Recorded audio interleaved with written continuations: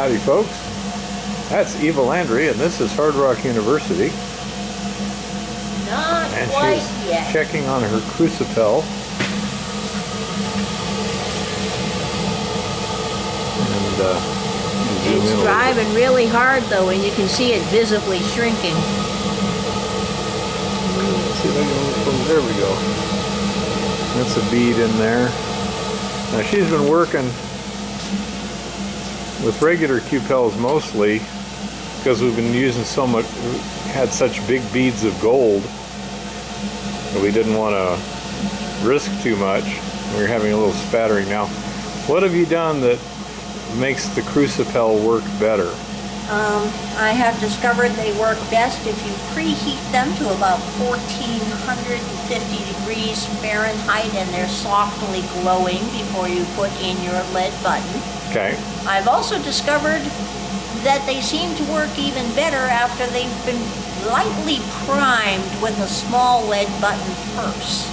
Okay, so once they've been used a little bit, they seem to work better. Yeah, they work better the second time around. You take them out and you let the surface harden a little bit. Okay.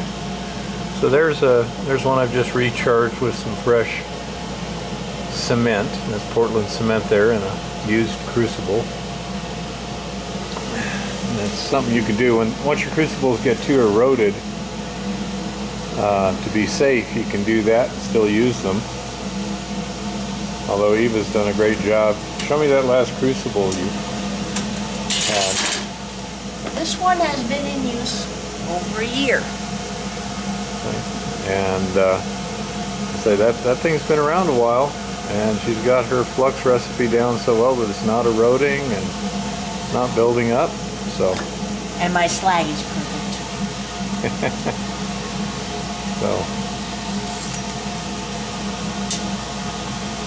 So how, is this the gold bead from the stuff today? Okay, so it should be about 0.4 grams of gold roughly, if I'm not mistaken.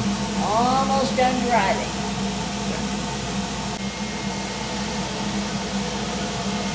Okay, the fusion is complete, so it's now time to bring it up to temperature. We're pouring? Pour it. Okay, so we're smelting some gold here to remove impurities. Give us a good bead at the end. And be careful, this is a seasoned Crucipel. Eva's baked this and put a little bit of lead in there. This is a standard bone ash Crucipel. And the purpose is, once she has smelted that, we'll have a lead button. And then we need to remove the lead by putting it in a Crucipel and heating it. The lead turns to lead oxide and soaks in. Here's one, the one we used yesterday. And this is Portland cement, which also does the same thing.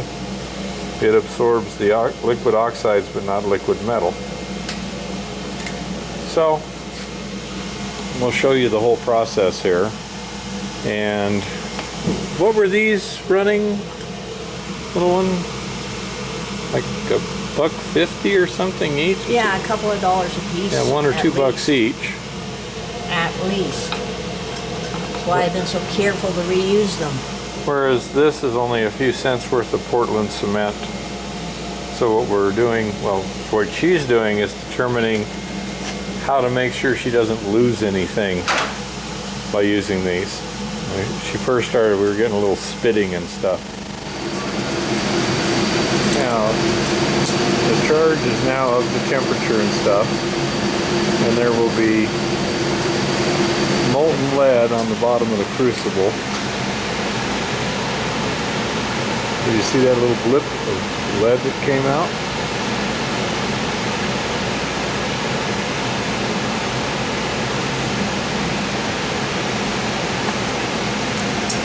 Now the lead goes to the bottom of the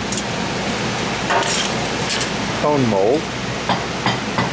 She does that to help it go even more to the bottom of the cone mold. Puts that over the top so that when it shatters, as it cools, the flux will shatter and tends to fly everywhere. So now we let it cool for a little bit. And that is why we have the cover plate on it.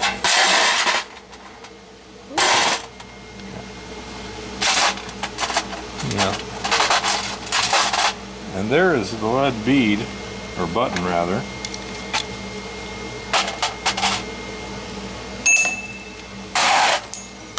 Which is visually exploding. Yep, came off. So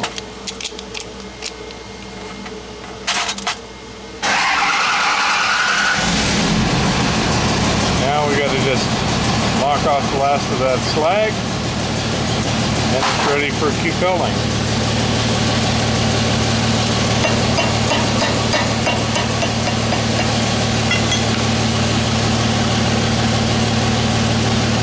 There we go. A clean lead button ready for cupelling. A little warm.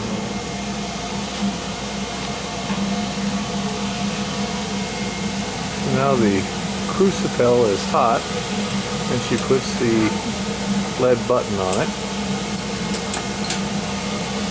And the lead will now melt, start oxidizing, and the lead oxide will soak into the Portland cement.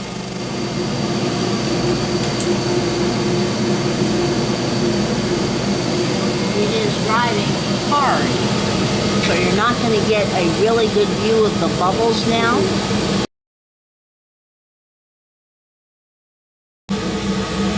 This is the drive, getting toward the end of the drive where the lead is oxidizing rapidly and soaking into the cupel, focusing the precious metals into the remaining bead.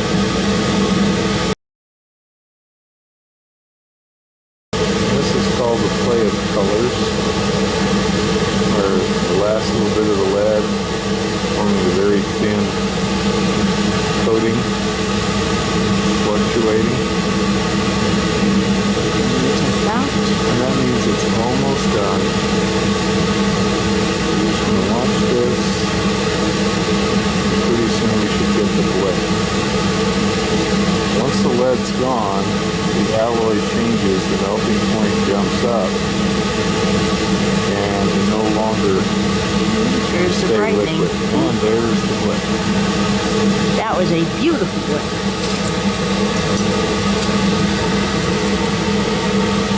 That's when the bead freezes. It has to give off energy. And that's a gold bead.